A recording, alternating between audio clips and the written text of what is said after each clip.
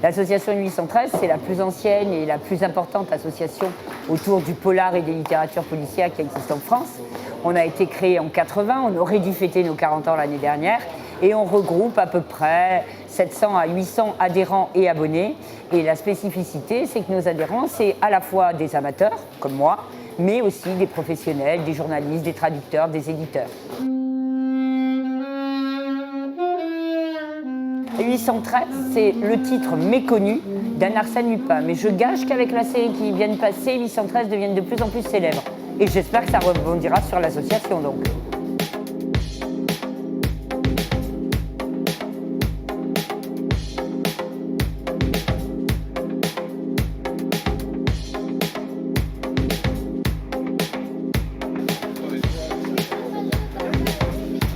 Si je n'ai pas d'émotion à la 3e page d'un livre, j'abandonne le livre. Et si je n'ai pas d'émotion en écrivant, j'abandonne mon cahier. La plus belle chose que j'ai rencontrée dans la vie, c'est l'émotion. Voilà.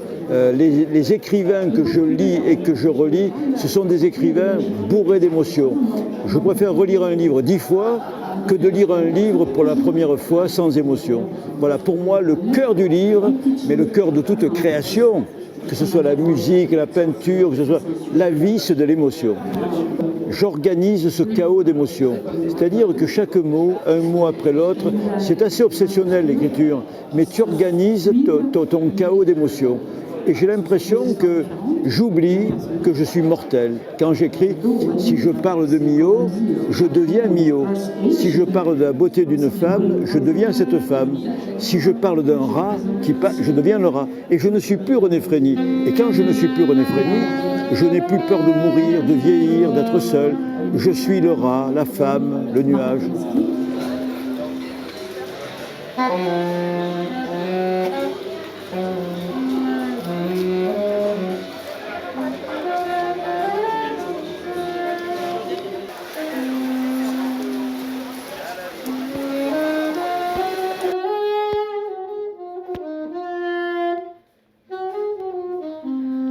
La vie d'Art Pepper est un roman, et c'est même un roman noir, puisque il a été marqué pendant toute sa vie par des addictions qui l'ont conduit à rencontrer des personnages assez obscurs, et puis à traîner dans les bas-fonds de Los Angeles, à fréquenter pas mal les pénitenciers et les prisons. Alors nul doute que cet univers un peu sombre a marqué sa musique, mais pas seulement parce que je dirais, ça a apporté de la tristesse, mais au contraire, je pense qu'il s'est servi de la musique pour exprimer les fulgurances de joie qu'il avait quand même dans sa vie, quoi. Donc sa musique est pleine de ces contrastes aussi, et de ces moments de lumière et d'ombre, quoi, et qui en fait, sa vie, la musique était le reflet de sa vie, quoi. Et c'est ce qu'il a raconté dans son autobiographie qu'il a rédigée avec sa femme, Straight Life. Et c'est peut-être pour ça que sa vie est un roman, on va dire.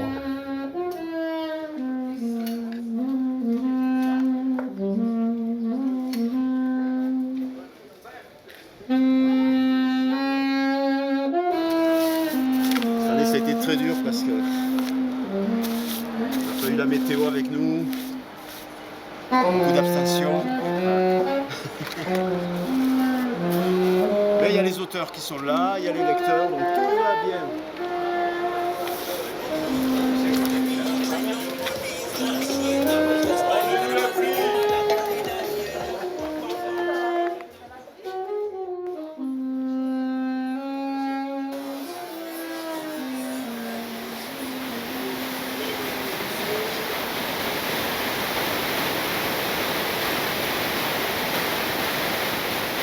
Si on lit ton roman, on entend la musique. Oui, il y a une bande-son à la fin.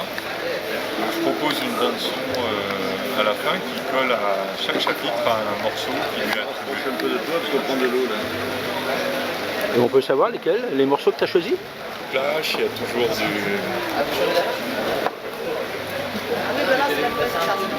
Il y a même du Pink Floyd là. C'est pas trop macabre, il y a même du Pink Floyd.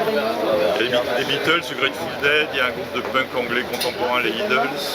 Il y a les Beastie Boys, il y a des groupes marseillais, Electrolux, il y a des Cure, il y a les trucs de Psyché, épisode 6. Il y a même Quête Tempest. Et voilà, il y a une constante, il y a toujours les Clash.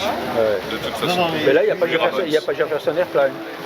Non, mais il y a dans le précédent. Je Le crois, Dead aussi, non? Je crois qu'il y a White Rabbit dans celui-là. Je crois qu'il y a. Là, il y a Magazine. Et là, c'est mauvais.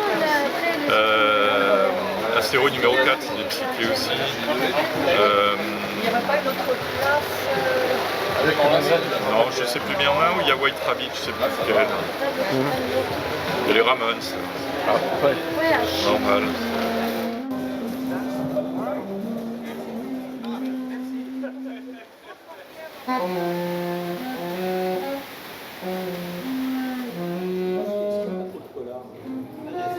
Non, moi j'estime qu'il n'y en a pas trop. Je suis débordée.